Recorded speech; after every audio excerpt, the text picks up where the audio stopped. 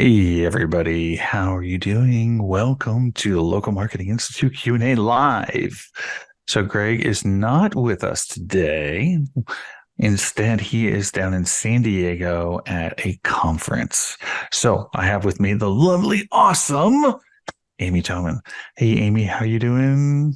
Very good. Wish that we could be in beautiful San Diego. It looks like it's a real blast. Lots of good topics, good speakers, but Yeah, we're getting all the info from those who are there. So that's a good thing. exactly.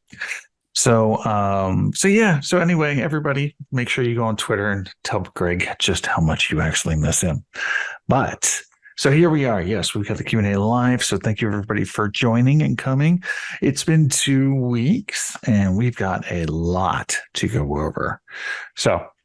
But in the meantime, what I would like to say is that if you have any questions, please feel free to drop them into the Q&A. We will be happy to answer them there for you. And by the way, Greg happened to get something in the mail.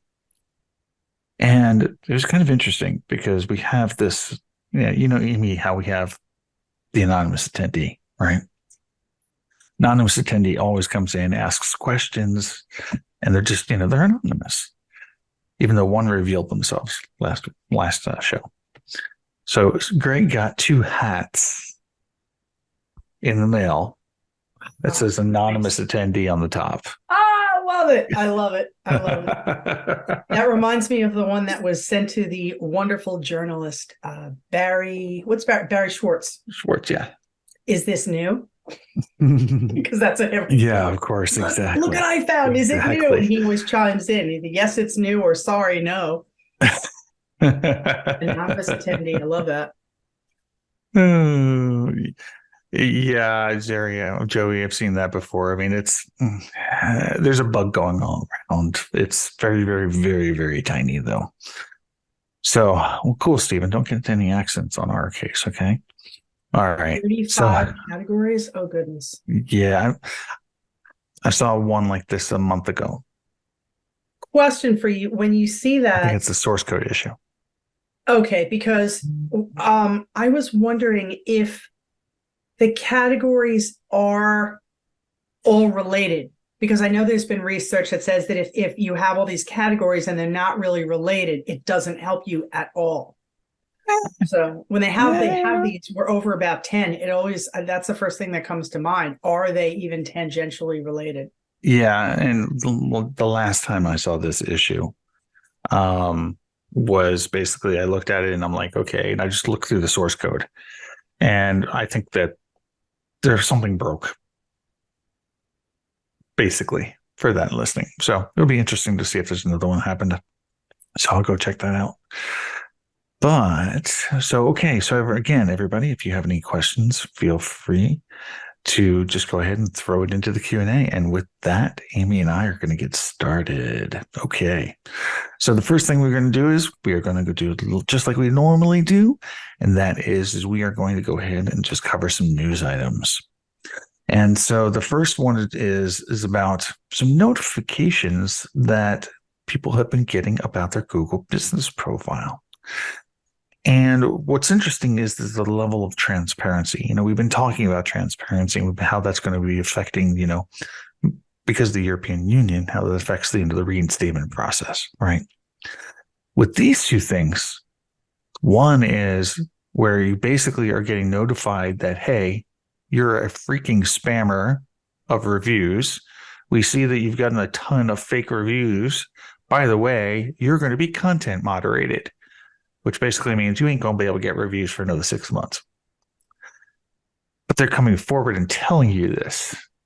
Normally, they would never allow you to know. You just wouldn't get reviews, couldn't respond to them. Now they're telling you. The next thing, which this was also brought up about 2 weeks ago, I want to say something like that. Again, a notification where a notification should not be, and that is about account suspensions. Your account has been suspended. Any Google business profile that is related to your account will be suspended as well. And that's sent to an email address Yeah, or an account, Google account. Yeah, it's into your Google account. Yep, exactly. So, I mean, I like it because it kind of takes the mystery out of it. exactly. Exactly. I've got to say, several years ago, I was, let's just say I was, local guides decided I was no longer a local guide. I still have no idea why, and it's kind of strange, but anyway. And then a day or so later, my Google listing was suspended.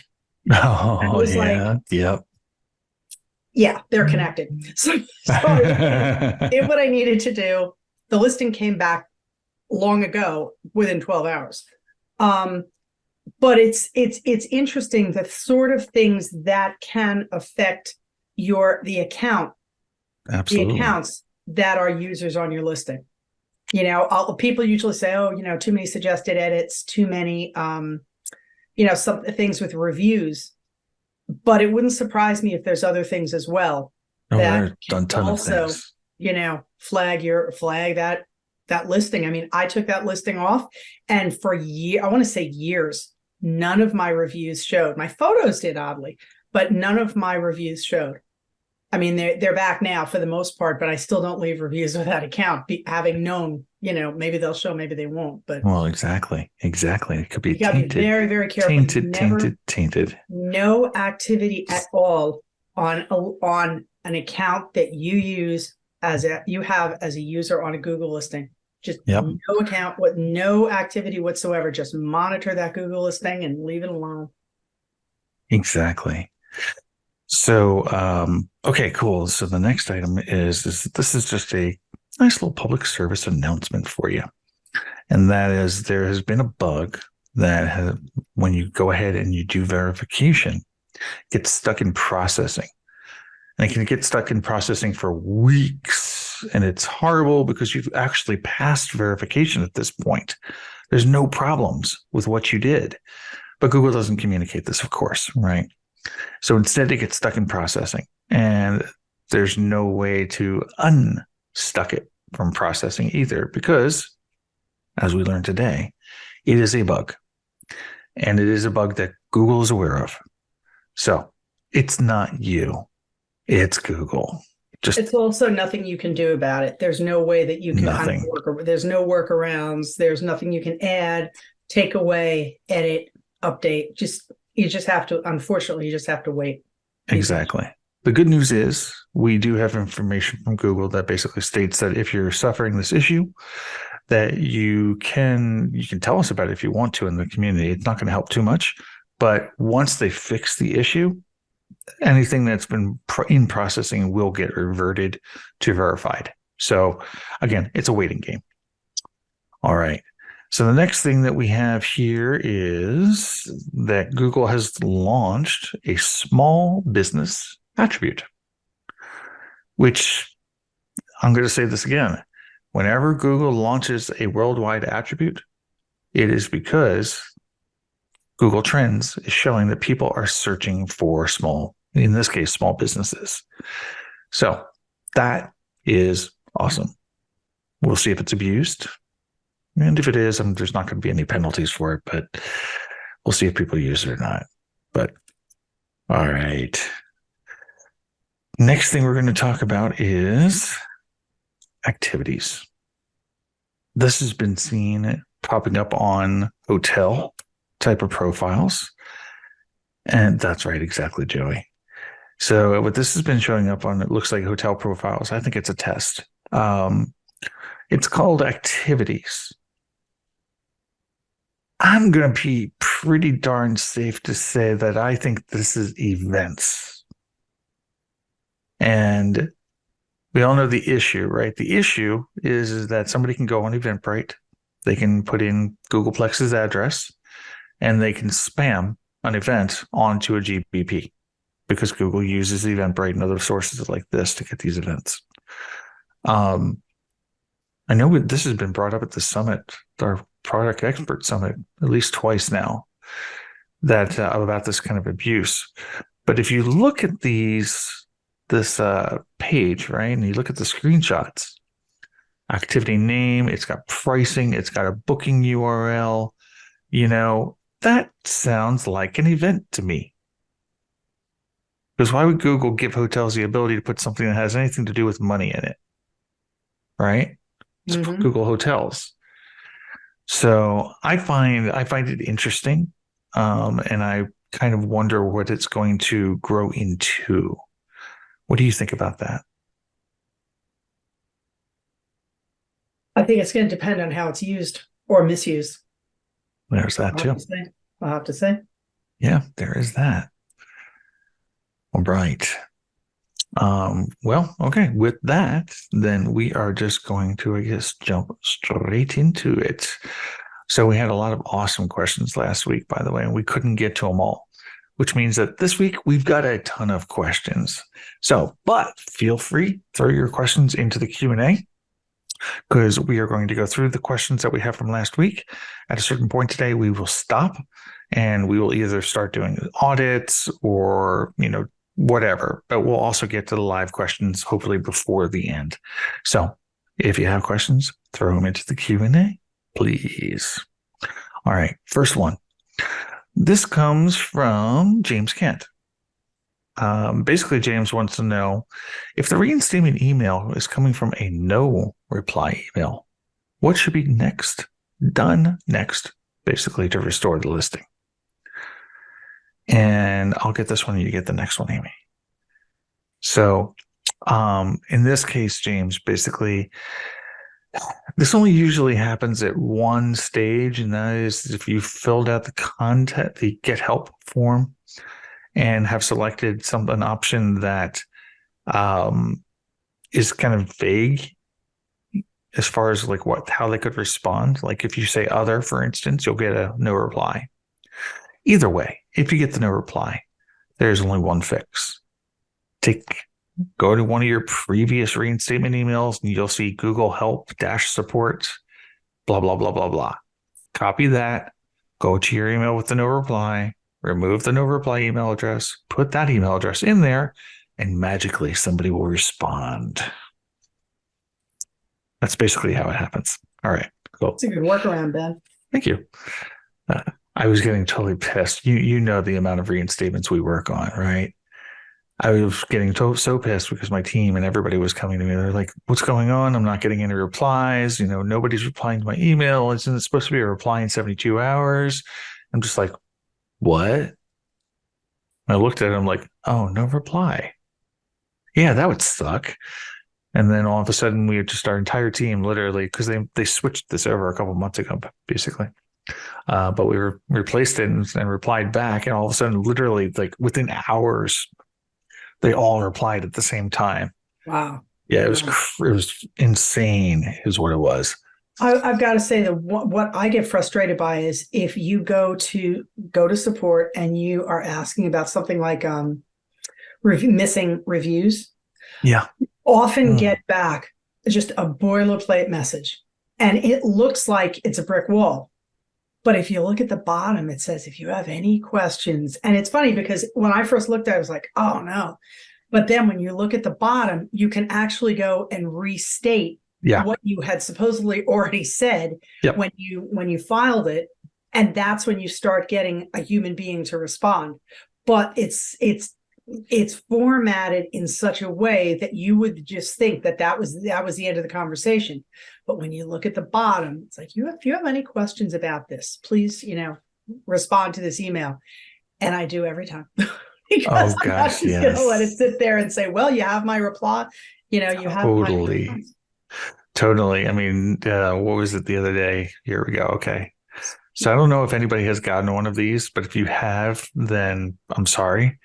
But I was talking about this the other day in our group, and it's like the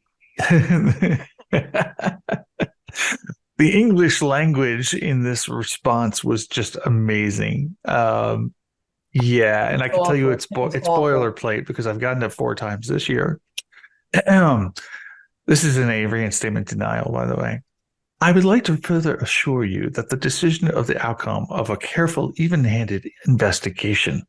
I hope that I have been able to elucidate the process in detail for your kind comprehension. Is that bad Google Translate, or is that an API? No, You know, Google, that's what do you call it, Chat GPT, or no. There's literally I've got 4 emails that with the same exact line from 2 separate support agents over the past 6 months. wow. I'm just saying it's horrible. And then of course there's always the one that I really love, which is the word salad, right? Where, hello, thank you for submitting a reinstatement request. Most reinstatement requests are replied to in 3 days. I'm sorry, but we're denying your reinstatement request because of guidelines, right? Just saying guidelines. And by the way, if you have problems, you should fill out a reinstatement form. But don't fill out a reinstatement form if you've already submitted a reinstatement form. But we don't know if you've submitted a reinstatement form. So why don't you submit it anyway? By the way, we're closing out this ticket, so please fill out a survey. Exactly. Yes, everybody. Unfortunately, this is what we see every single freaking day. It's amazing. It's hard. You need to find a verb. You need to find, we are, reinstating. We are not reinstating. It's just. Oh God. Oh. Yeah, no, that would make me go bang my head against the wall if they said, congratulations, your profile is back online, but we would like you to submit a reinstatement form. Don't submit a reinstatement form. Well, that's like that end, letter I received. yeah. Okay, it looks like you're talking about reviews. And then they give like 3 different bullet pointed parts. Yeah. And then it looks like that's the end of the brick wall. That's it. You're done. Like, yep. No. And then like I said, I've literally copied what I already put in there and put it in again. They do not make it easy. They definitely do not make it easy. No, they don't. Okay. So this one is for you, Amy. And Darren Shaw posted that you can use emojis in Google reviews. You think that Google Business Profile will allow this in the future? Question mark. This is I don't really know.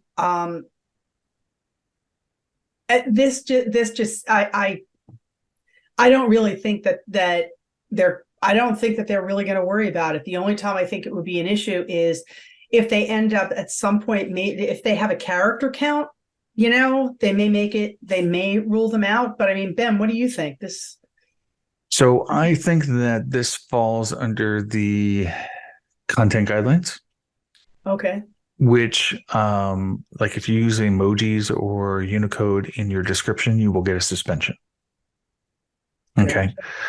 People have been using emojis inside of their GB titles, the names, but if I recall correctly, I've seen those get suspended as well. Mm-hmm. So I am agreeing with James here. Just because you can doesn't mean you should. Yeah. I actually saw somebody the other day and they were applying for reinstatement and they were denied. And when I looked, they had their phone number in their business description. It's like, got to take that out as well. Exactly. It's surprising sometimes the degree of specificity Google goes to, that granular level of you can have this, but you cannot have this. Right. The question sometimes becomes, but what do they actually enforce? Like they're not going to, if you have, say, a phone number or something in your business description, they're not going to take you down for that. And it's the same thing like in some cases, having a wide service area, like set to the entire United States, the entire Canada. Yeah. The problem becomes if you are suspended for something else, they won't reinstate you until you fix those minor elements. And a lot That's of people correct. I've seen on the forum recently have had that problem. There's always been one little thing that just, like I said, like the phone number, that, everything else seemed like it was in order. I'm waiting for more paperwork, but everything seemed cool except that one thing. So yeah, exactly. So make sure you have your house in order, especially if you're going to play around with things you should be playing with. Just saying. Yes. If they seem questionable, they probably are. More than likely. Yeah, more than likely. I would have to agree. All right. So this next question is for me, it looks like. Okay. It's been 3 days. Google is triggering all 3 verification methods for the first time. Yay, you just got a golden ticket. This is from Saeed, by the way. I have created a total of 7 profiles, with 5 of them already verified and 2 processing. Nice. Do you think this is a good option? Which, while it may be easier, there's concern that it could lead to an increase in spamming. All right. So first of all, Saeed, do I think it's a good option? Hell yes, I do. Absolutely. Why do I think it's a good option? Because if Google is constantly giving you these 3 verification methods, that means that they trust you, they trust the profile, and they trust the business's existence. Those 3 things. When those 3 things line up, you get the Willy Wonka ticket, basically. And no, there's no way to force this. There's no way to game this. There's no way to action this. It's just going to happen. Okay.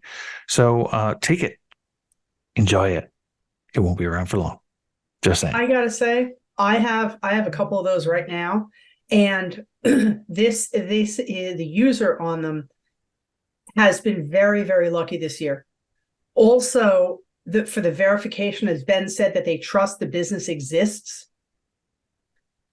I think I suspect that by the time they're offering you the verification method, they may have done a bit of outreach already in that short period of time while you're correcting this. Well, I'm sorry, while you're adding in information, because like the ones that I'm creating, the information is already out there. It's pre-existing with socials and every place else where you might see this information. So it wouldn't surprise me if you're using something, as Ben said, you're using a trusted account that has history.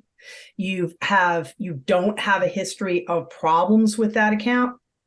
And yes, there are other socials. Basically, the information is already out there. Maybe it's a second or third office. Then that's why you may get them. I don't know, but that's what I suspect. Yeah, well, of course we don't know. Well, there's certain things that we know, but that's stuff we can't talk about. So there's that. But anyway, congratulations. All right, this one's for you, Amy. This one comes from our buddy Mark Barris. And I have a handyman account whose website I'm working on. He does not have access to his Google business profile. It was created years ago with an old phone number and a forgotten email address. How can I help him reclaim it? Wow. One of the best things you can do is there's actually a Google help page on claiming listings. But what I will say is that the best thing he can do right now is to go in and try to claim the listing. Not necessarily because you're going to claim it through that method, but because it should go, when you try to claim a listing, Google then goes and sends a message to the current owner, that account. And that account will get the incoming email. So there's a possibility that forgotten email address may all of a sudden pop up. And Right. so you can respond, and all of a sudden you don't have to change anything because you now know which email address it is. On the other hand, if the email address you don't have access to, you don't know which one it is, and the incoming email gets ignored, after 3 days, if there's no response from that incoming email, Google begins the process of giving it over to the person who requested it. So that's the best thing you can do. Exactly. Yep. That's 100% correct. Claim that bad boy. Yes. Before I nuke it. I wouldn't do that to you, Mark. All right. So, okay, cool. Let's see. The next question, this comes from anonymous attendee. Okay. Do any of your agencies do white label services? We're looking for a local SEO outsource provider. That would be awesome to work with any of you. The answer to that is yes, we do white label work. What about you, Amy? I do on very small individual projects, but yes. Okay. All right. So if you need to reach Amy, how can they reach you, Amy? Oh, Which one? Which one? I know. I've got so many of them. Which website? Okay. No, not even that. Uh, Okay. I'll get back to you in a second. So you can reach out to Amy on Twitter at Yeah, Bubbles Up. yeah, at Okay. Bubbles Up. And if you're looking for help from Steady Demand, where we offer everything from, well, basically you name it, it's all white label services. There's probably a marketing company near you that's actually offering our services. And I just can't tell you who they are. Anyway, no, but if you need LSA work, local services ads, if you need any GBP management, spam work, if you need SEO audits, website work, things like that, we do the full boat. We just don't do pay-per-click yet. And you can reach us at steadydemand.com. All right. So there's the answer to that question. We'd love to have you. All right. And let's see. I'll just take this next one. The next one's yours, Amy. This is from Paul Lempland. Paul's asking, we would like our location verified in advance of build out. So this question is kind of interesting.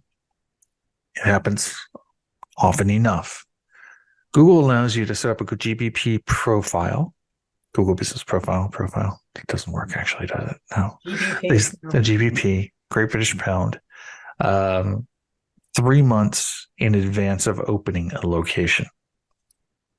However, the problem is it's being built. So what you need to understand is even though it's 3 months out, they're still going to need to verify the profile. So what that means is that, if it's being built out, my assumption is it's going to be a storefront. If it's a storefront, it means it needs to have an office. If it has an office, it needs to have signage. But Paul, you're probably asking me, but Ben, it's not even built. How can I do this? How can my customers do this? Because Paul, you don't have to do it, obviously. And then that answer is that if they have a little spot, basically where the build out's happening, put up an RV or a trailer, then throw some signage on the outside of that trailer that says, the name of the place coming soon with the date, right? And then do your video verification. You're done. There you go. Once you're verified, you put the opening date as a couple months out. People can start leaving reviews and basically reading reviews. I'm not sure if you can probably do posts, I think, as well. So yeah, just go ahead and do that. Anything on that? The problem with that, just so you know, is the video verification issue, because Ben and I were talking about that before, because a lot of times now Google will just default to the video. So previously it wasn't as much of an issue to set up a listing when the physical space wasn't yet where it needed to be. But because of video verification, there's a lot more that goes into it. Yeah, exactly. And you definitely have to have that signage up. Big time. All right. This question is also from Paul, and it is for you. And that is, what are the options from support other than video verification? Well, again, I currently have either one or two, I think two of these that are ready to go. And the options that I'm seeing are phone. Was it phone, email, and a video? Those are the three I see most frequently. Video is usually I find for re-verification or possibly verification on a new listing.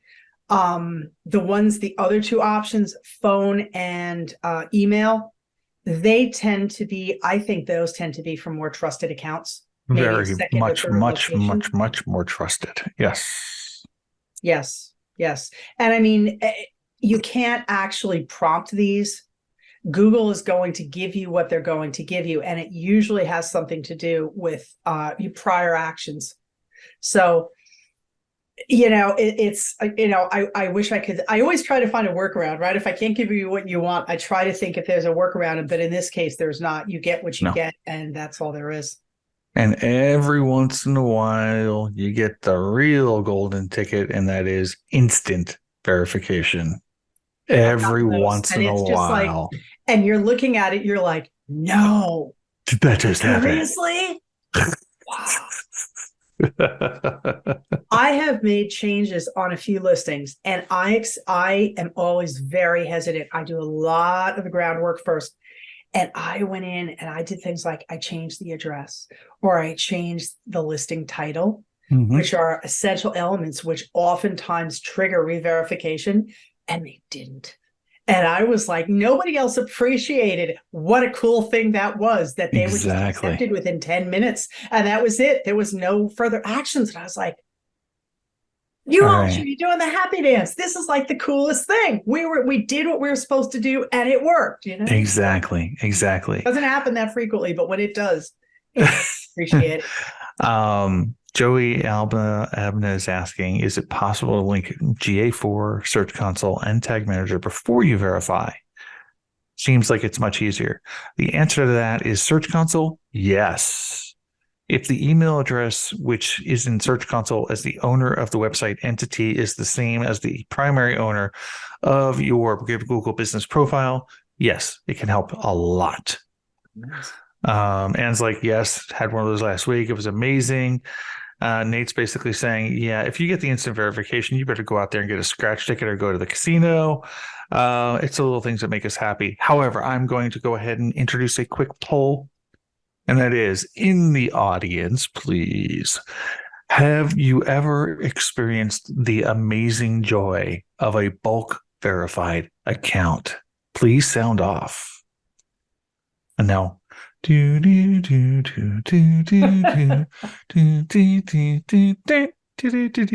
cool. All right, so let's see what we got. All right, so we got John Panino. I'm sorry, John, I'm butchering your last name. Panino. He said yes. Nate, never. Russ, yes. And nope. Ray, no. Mark, not yet. I like that. Not yet. James, no. But the company he's working with is trying to. Good luck, James. Steve, not long ago, I created a profile account for again and then tried again. Okay, didn't need it for okay. Let's see. Juan is saying nope, but I'm really new. Welcome, Juan, to the wonderful world of Google Business Profile and local SEO. Joey, nope. Jeffrey tried but failed. All right. So the only thing I'll do. What about you, Amy? Have you done bulk yet? I have not. Okay. I'm looking forward to it. I really want to get involved in that. I'm just not at that point yet. It's magical. I've probably built out at least 30 bulk accounts now, something like that. And so like what Jeffrey's saying by tried but failed. Almost every single time you apply for bulk, you fail. Every time you apply for bulk, you will get declined. Also, every time you apply for bulk, the support team does not understand what the fuck you're talking about. Because you will almost always get back a response when you apply. If you're looking to verify your business accounts, please go ahead and try and create a new business listing. We cannot do anything else with this, basically. It's just like you're talking about getting verified. It's like, no, I have 10 business profiles. They're all verified already. Duh. Because that's actually the magic number. You have to have 10 verified business accounts. They all have to be the same name. Yes, exactly, John. Once they get to the 10th, roll. So, but the magic of a bulk account is in verification, that you can create a business profile and it gets verified in 7 seconds. Literally 7 seconds. So you create it. It says it's verifying. When you hit continue, it's live. It's ready to rock and roll. Even if you create it outside of the bulk account and then move it into the bulk account, it'll verify it. All you have to do is click get verified. And yeah, so I mean, it's an amazing feeling. It really is when you do it and you're just like, I don't have to go through the bullshit. You also can't mess with the bulk account either, by the way. There's a lot of rules that go on the backside of a bulk account, because you can lose your bulk account just as easy. Well, not as easy.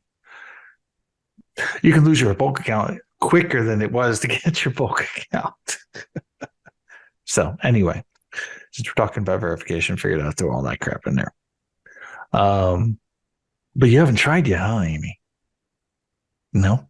Okay. That's one of my goals. I got my list. I got my list of things I want to do, and that's on it, definitely. I gotcha. Right on. Right on. Managing these on a large scale. Well, just make sure that you get prepared for the bloody stump of a hand you're going to have after you punch the wall 50 million times. I'm arranging for my suit of armor as we speak. You're gonna need it. All right. Local SEO bucket list, anyone? That would be good. That would be kind of a neat thing to put together. A local SEO bucket list. I got one. I You do. got one? All right. Okay. Cool. Cool. All right. So let's see. Still on questions from last week, by the way. We're going to segue to new questions here in a minute. Tom Patterson's asking, a divorce lawyer has a review from an opposing client that accuses him of assault and called him a monster. I reported the review 3 weeks ago, and it's still there. Mm-mm. I can say something. You can. Okay, go for two it. things there. The first is if you can prove that it is a competitor, or I should opposing client. Now, opposing client, no. If it were as a competitor, yes. Well, you can present it as part of the problem. Is also if they're accusing of you of assault, then they're accusing you of illegal behavior, and that is definitely a reason why you can get it taken down. Yeah. I've done it. Yeah. So I guess in that case, if they're not removing it and you've already gone through the appeal tool, then come to the forum, to the community, open up a thread, send it over to Amy. But just make sure you put in the title that, being accused of assault. I find a lot of times that people get faster action in the forum when they put the specifics in the title, which is not to say go on 2 or 3 lines, but I'm just saying if you say, reviewer accused me of assault, what's the next step? How do I get rid of that? Yep, there you go. That's great. Golden tip right there, by the way, everybody. So I hope you paid attention. Okay, so next question we have, does it matter the order in which additional GBP categories are added? The answer, you want to take this one? I think I want to say that at least one person has found that it doesn't matter. Yeah, the primary is the one that's the most important. And also the secondaries. The thing about the secondaries is that they need to be connected to the business. I want to say a couple of years ago, somebody went in and put like Darren Shaw or somebody, they went in and in I don't know, say a bunch of personal injury attorneys, they put in, I don't know who it was, but they put in something like plumber. And it didn't really help. And if anything, it tends to kind of diffuse the ones that you have. So the order doesn't matter as much as they are related. And I'll tell you I think there's at least 21 categories for attorneys. And sure. I know like for pet care businesses, there are 20, but there's a strong definition between the ones that have actual bricks and mortar versus the ones who provide services. Yeah. So as long as they are connected, they're okay, and it doesn't matter the order. I don't really think, me personally, I always like to put them in my order, the ones that I find are most important, but it doesn't matter. It doesn't matter. It hasn't been proven to matter, put it that way. Nobody's done the research that would prove it one way or the other. Yeah. Not to mention, well, one thing that's always important to remember when it comes to review to categories, it is who you are, not what you do. Very, very important distinction. This is in the guidelines, by the way. So just remember, it's who you are, not what you do. And if you go by that rule, you should be just fine. So in other words, if you are a McDonald's and you offer soft serve ice cream sometimes when the machine's not broken, you wouldn't want to say that you are a soft serve ice cream company, because guess what? You're not. You're fast food. That's what you are. All right. So in that case, if you were to define it that way, I would throw that into services. Yeah, exactly. To say that it is an option, but it's not a category. It is something you do, but it's not as large for your, I guess, public face as a category. That's what Yeah, services are good for. Services are excellent for highlighting things that you do for which often I say for which there is no category, but also they're not as important as a category. They're like, you do all eight of these different services. That's what services are good for, as opposed exactly. to a category, which are very limited. And make sure you put it on your website. All of these things that you do, Big time. because those can get pulled in, as services, basically almost automatically, actually, which is great. You want that to happen. And So, photos also illustrate services, things like that. I was just writing something for someone and it was talking about this and how Google understands the content of images. yep, So you are going to put something in as a service, and as Ben said, you have it on your website.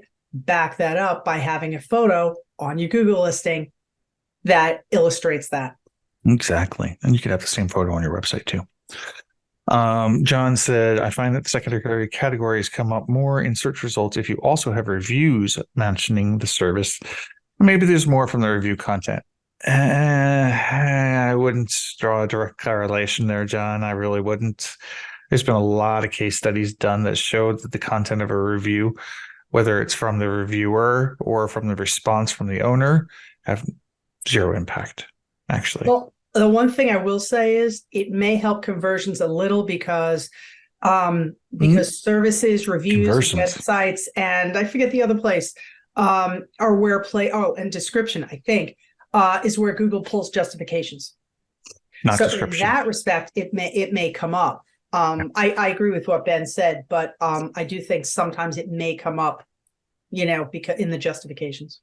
Yeah, and definitely. All right, cool. So next one, and then we are going to go into our live questions. This comes from James. Hey, James. If an address or a suite in the past had a history of a fake Google business profile being made there, could that be a reason why a current legitimate GBP being made there could have verification issues? It's a good question, actually. It's a very good question. And the only thing I could say there is that if the fake Google business profile is still there, you're definitely going to have an issue. If it is one that was there and then it was nuked, and you try to create something that exact location, I'm going to actually say that no, it should not cause an issue.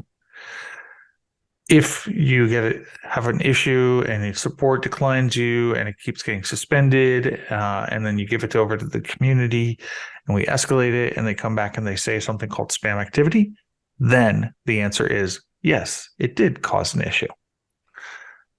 Maybe. Ben, do you think it would help if you are able to prove if it gets to the point that you have to go to the forum and ask for a product expert to escalate? If you were able to provide proof that your business, that the old listing, whatever was there before, has been permanently closed, and that you don't have a connection with them. You know what I mean? Like they're totally different, this and that. You're not using the same email. Do you think that would affect it?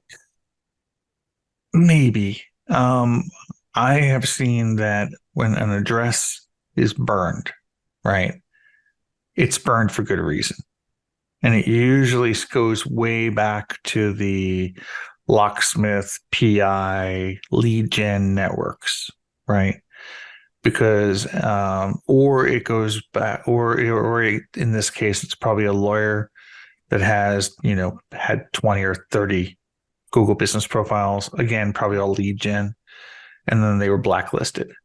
So I have run into blacklisted addresses. I have a good client of mine, garage door company, big franchise, and they have an address that is over 100 years old.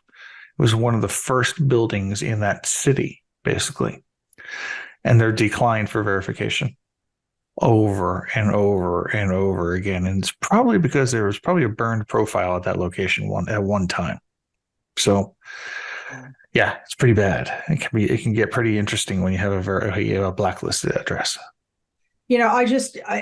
Tangential, but something, I almost don't know if this applies at all, but Andy Simpson wrote, I think last year, he had a really good article out there about how to, when you're creating you're going to say have an additional office, how to go in and see kind of what the prior history is. Are there others in the area who provide the same services you do? Are there others at that exact address? Sure. Yeah. And it does make me wonder if there's any way to know in advance if the address that you are trying to locate, at is effective. The only thing I could say is you might be able to go to melissa.com, put in the address and see if anything historical shows up. There you go. But yeah, unfortunately, I don't know of any other tool that would be able to show you like the history, for instance, of every business that's ever been at that address. It's just frustrating. It really, I'm sure, for these businesses, because it's, as you said, you just keep submitting. It's like, what did I do wrong? I have all my paperwork in line. I have this, I have that. Yeah, exactly. And site, it's just melissa.com. There you go. All right. Let's get into it. We've got 14 minutes to go. All right. So this question is coming from Juan Mesa. Hi there. I have set up a GBP for a client and I have a doubt. He's a lawyer. So they don't go to people. Should I still add service areas to the GBP? You want this or shall I? I don't understand the question as much. They don't go to people? Exactly. If they don't go to people, how do they provide services? Right, exactly. If they provide it completely online, you want to say it? It ain't gonna be in the guidelines, but they're not eligible. Yep, let's attack this question from multiple angles. How's that? So first of all, let's break down the question.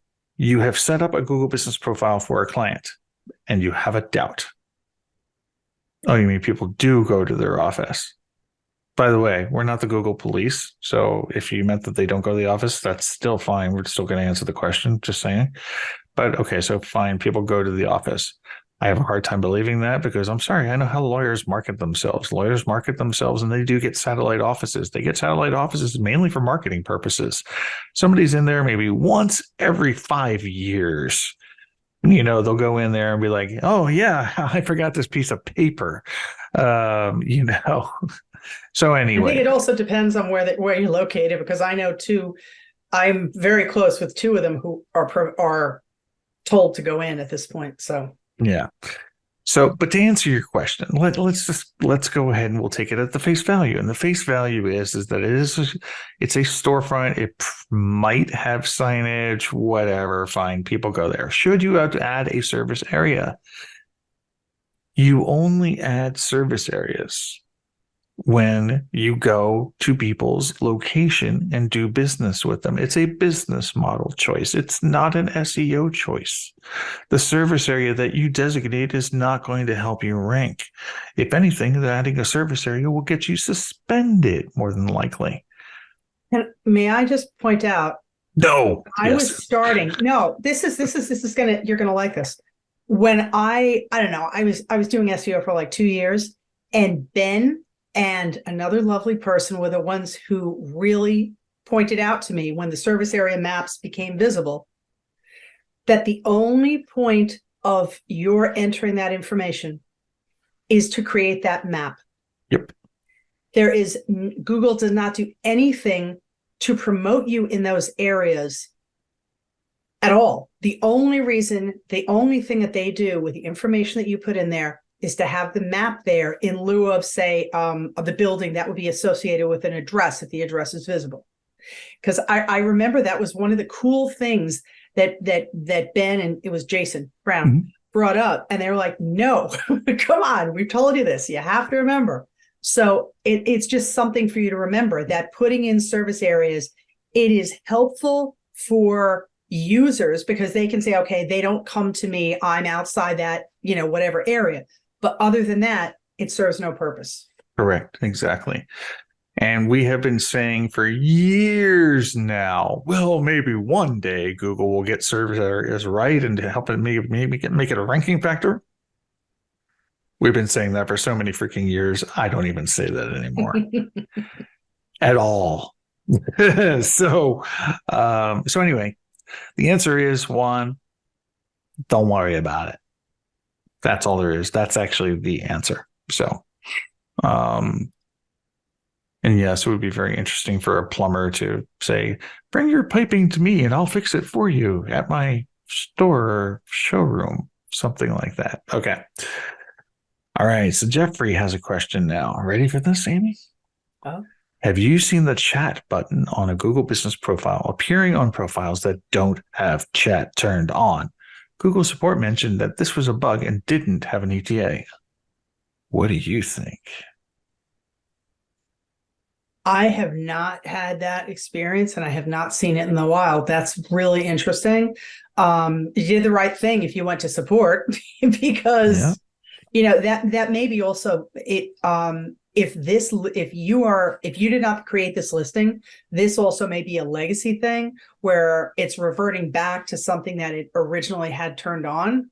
But other than that, I wouldn't even know what to say about that. I would just go straight to support and hopefully there's actually an answer. There is an answer. There is. Oh, I'm excited. What is it? There is an answer, and it's not one that's very apparent, by the way, either. So there are two different types of messaging systems when it comes to a Google Business Profile. You have the messaging, which is turned on, and it sucks because they call them both messaging, by the way, but they're two separate things. But one is called messaging. And that is what you turn on inside of your GBP for settings, right? You turn on messaging. But then there is business messaging. Business messaging is completely separate from your Google Business Profile. Has to be turned on by an approved partner as well. Once the approved partner turns it on, then you get the live chat messaging feature. And also, it does a whole bunch of other cool shit. That's not it. I mean, there's so many endpoints for this messaging inside of search and mobile and all over the place. But that's why it's called business messaging. Some people charge for this, like Podium. Some people don't. I believe Aaron's company, Lead Ferno, has the ability to turn this on too. So anyway, that's cool. Maybe what that is. Possibly.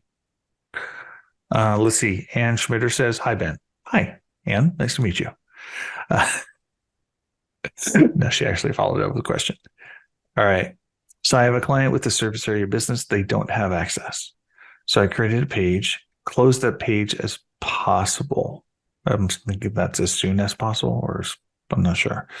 Google has yet to mark it as a duplicate, so I don't get the option to request access. Yeah, okay, yes. So that is the exact process you are supposed to do. What do you mean by as close to the page as close, make it as similar as possible? Got it. It has to be exact. That is for sure. And it helps to know what the verification address even on it was, by the way, too, because if you can add that in, you're definitely going to get it. Of course, you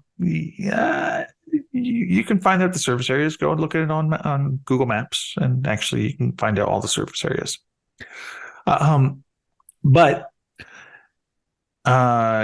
So unfortunately, though, yes, you are following the proper process. Okay. And that is unfortunately the only process actually at this point. Going to the community is probably not going to help you in this case. I would say try again and see what happens. Unfortunately, that's what I'm going to say is try again. I know it's a crappy response. Maybe try it from the domain name. Like if you have an email address that's at their domain name, that might help you out a little bit.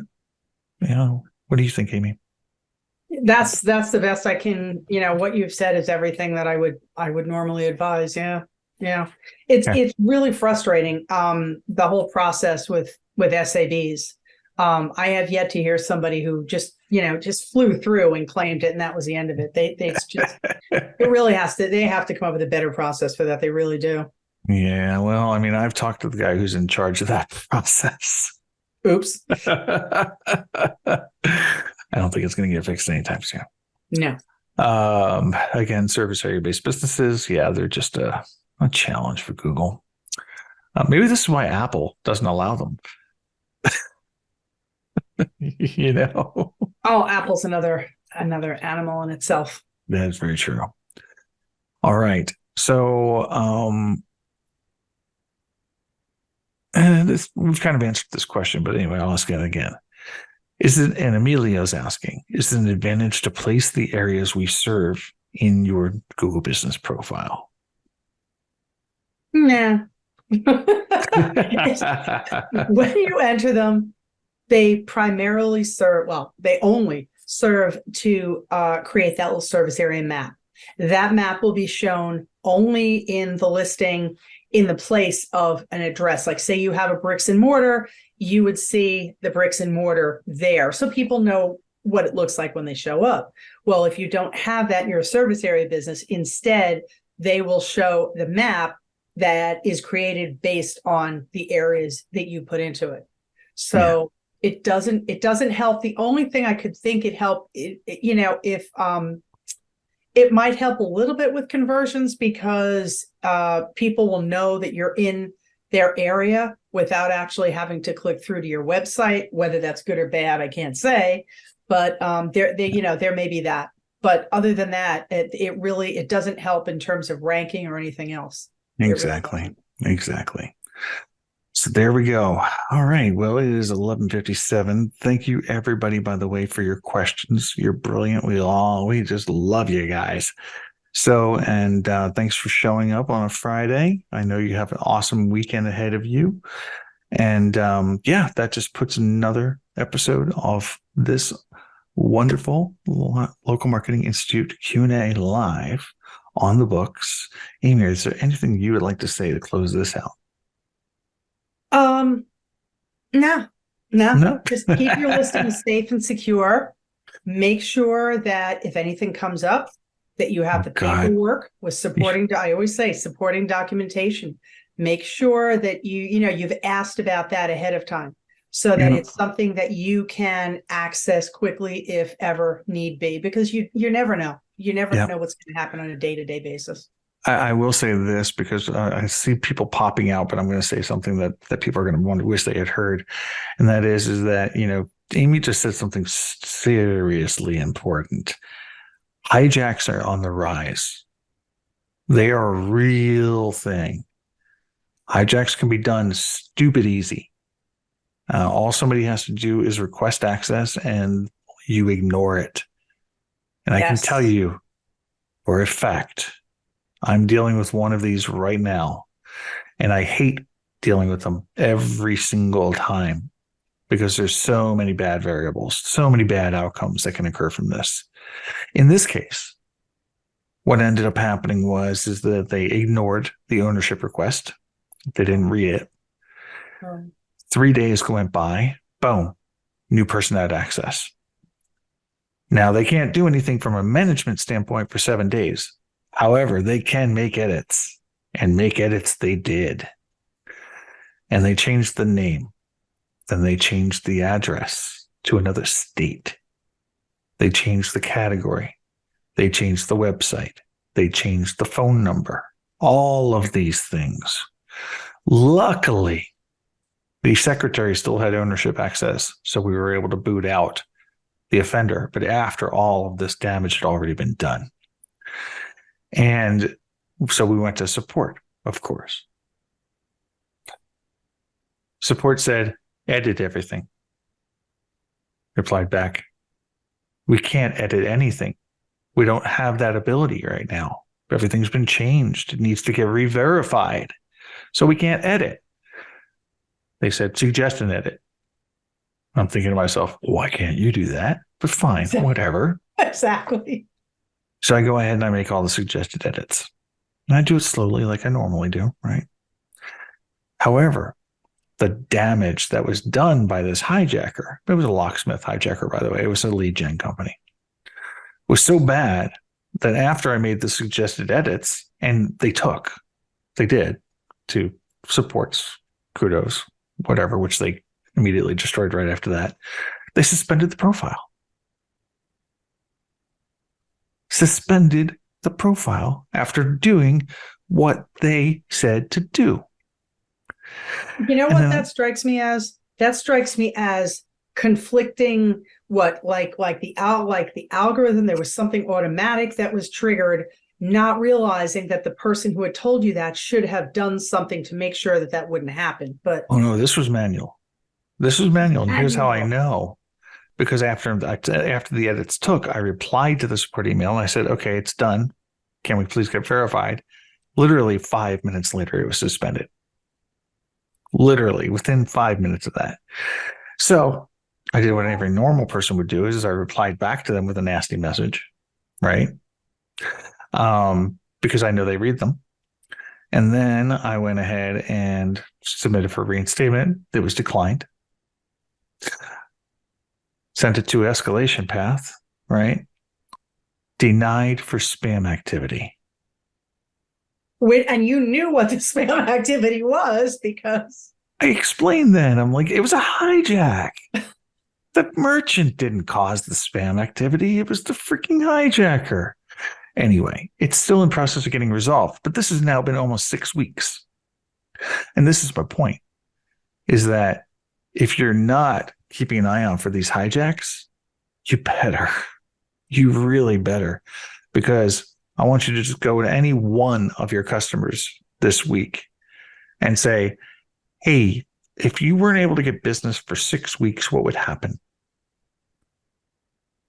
Hands down, unless your client's been in business for over 60 years or 30 years, whatever, they're going to say, we're laying people off in 2 weeks.